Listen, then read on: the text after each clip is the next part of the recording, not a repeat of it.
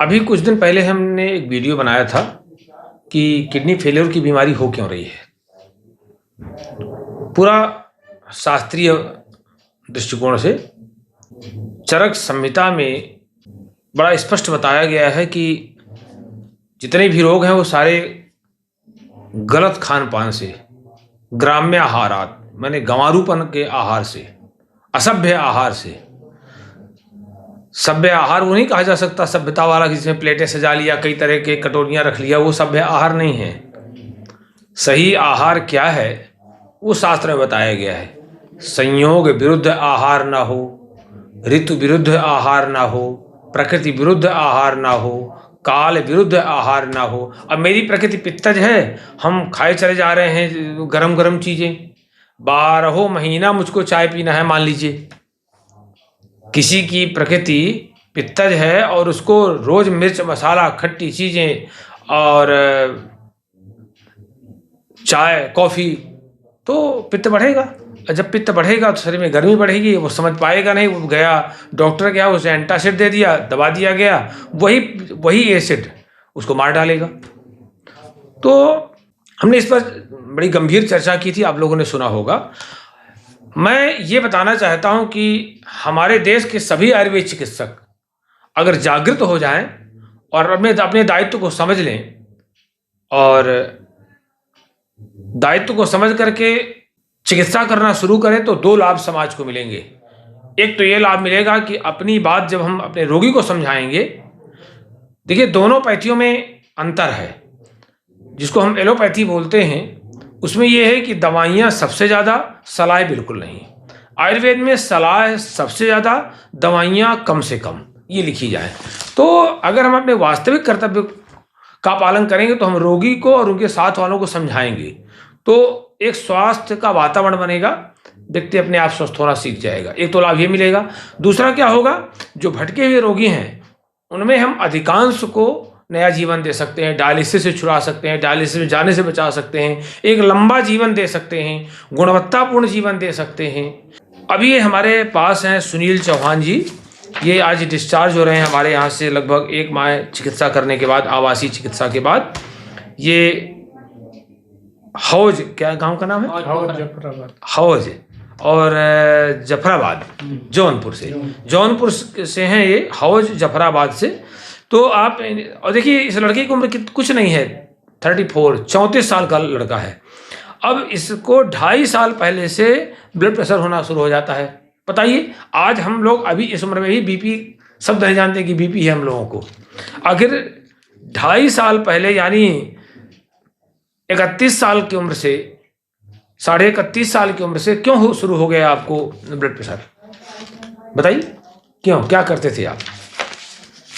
काम करते थे सर। काम तो सबको, काम तो हम भी करते हैं, काम आप थोड़ी करते हो, काम तो हम भी करते हैं। आप भी देखते हो कि सुबह 3 बजे जग करके 3:30 बजे 4 बजे से हम लोग व्यस्त हो जाते हैं और रात तक काम करते हैं 10 बजे तक, थोड़ा बीच में आप अभी तो आप थोड़ी काम करते हैं। लेकिन काम की प्रकृति अलग होती है, काम करने का तरीका अलग होता है।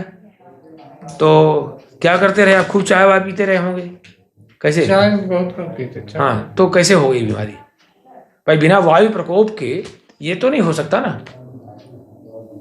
कुछ मानसिक तनाव भी था। मानसिक तनाव, नॉनवेज खाते थे। हाँ, और सोने जागने का समय?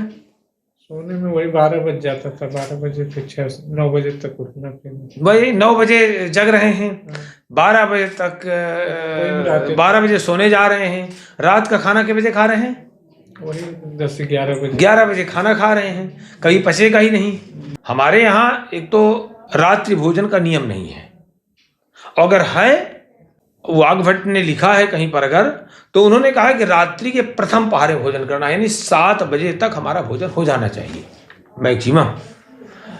तो उसका परिणाम क्या आता है कि 10 बजे से 2 बजे तक का जो समय होता है तो किया गया भोजन का रस शरीर ग्रहण करता है और 2 बजे के बाद वेस्टेज बाहर करने लगता है।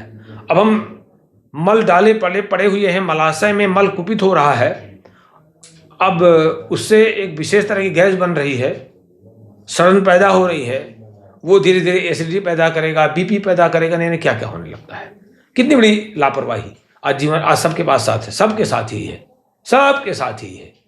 अधिकांश नई पीढ़ी में तो यही है, वो तब शुरू करता है जब सब दुर्दशा करा लेता है शरीर की, तब भी घूमना शुरू करता है।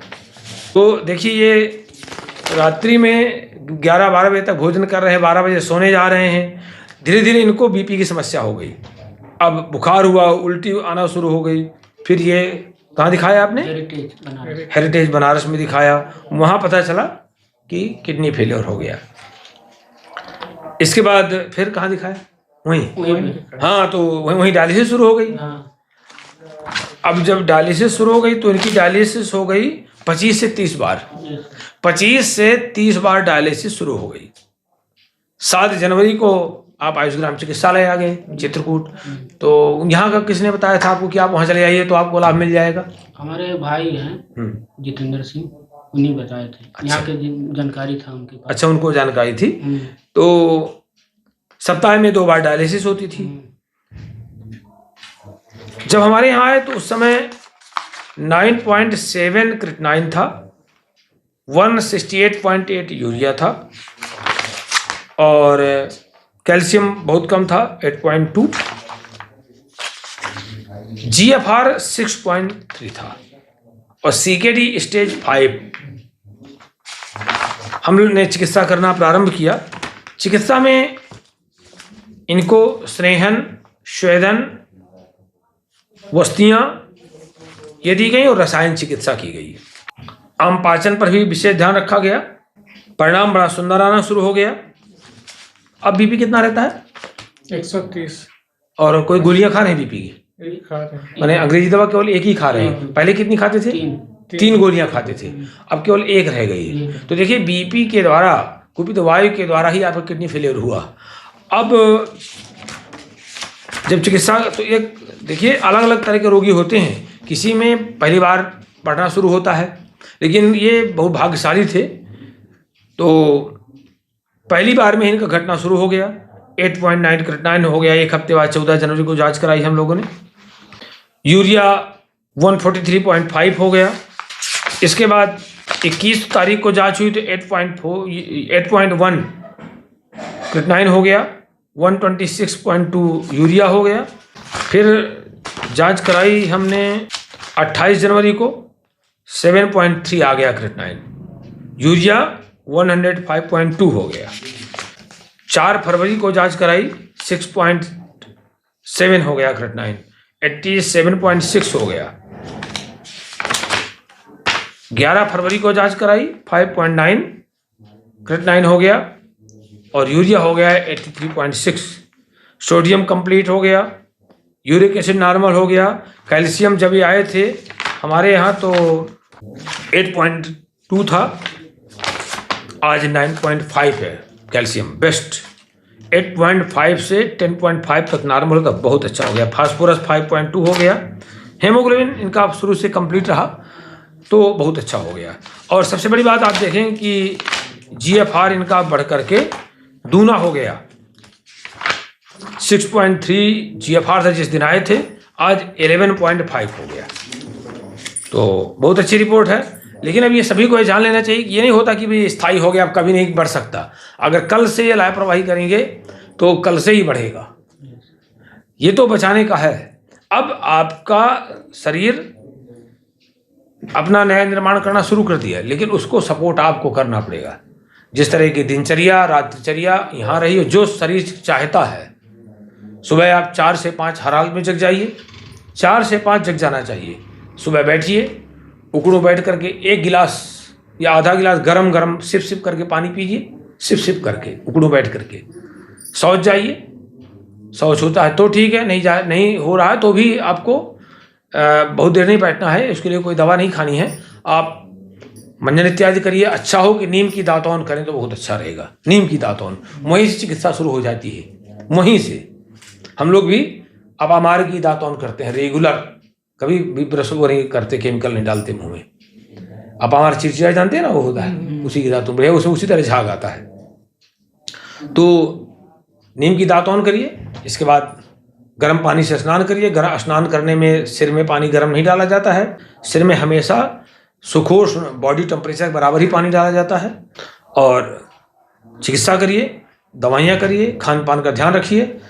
प्राणायाम, योग, ध्यान और जप वो जरूर करिए। 2 घंटा सुबह जप और 1 घंटा शाम को, एकाग्र होकर के, कोई दुनियादारी से मतलब नहीं।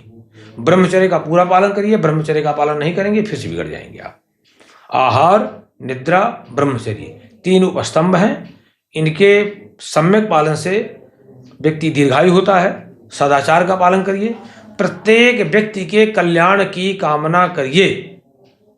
प्रत्येक व्यक्ति के कल्याण की कामना करिए। प्रत्येक जीव के कल्याण की कामना करिए। हमारा किसी ने कुछ भी बिगाड़ दिया हो तो भी हम उसके कल्याण की कामना करें। उससे शास्त्र आयुर्वेद में महर्षि चरक ने कहा है कि जो दूसरे कल्याण की कामना करते हैं, सदाचार का पालन करते हैं, उनकी आयु अपने आप बढ़ती है। उन्होंने कहा है कि उत्तम कर्म करने से आयु बढ़ती है और निकृष्ट कर्म करते रहने से आयु घटती जाती है। अब भले ही किसी ने कह दिया हो कि आपकी कुंडली में 100 साल की आयु लिखी हुई है, तो अपने आप कर्म निकृष्ट करके आप घटा सकते हैं। प्रसन्न है आपके नहीं? बहुत पसंद है। अगर आप यहाँ शुरू में आगे होते तो पैसा बहुत बच जाता है। और नहीं, पैसा बच जाता, शरीर बच जाता। अब आपका क्या मन है, क्या करेंगे जाके, कैसे करेंगे आप बताइए यहाँ से जाने के बाद? गुरुजी अब जो आप बताएं वही सब फॉलो करेंगे।